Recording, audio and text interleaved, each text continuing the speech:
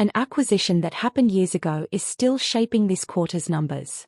Not because anyone's redoing that decision, because whatever was determined back then keeps having consequences, period after period, long after the moment itself has passed.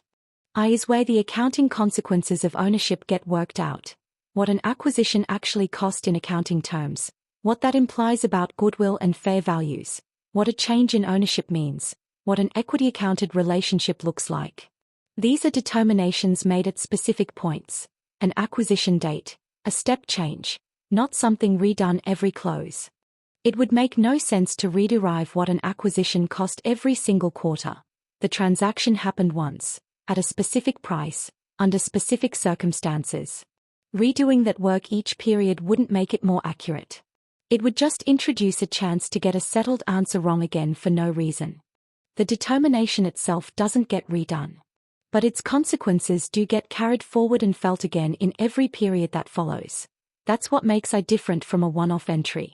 It's locked in once, and then it echoes.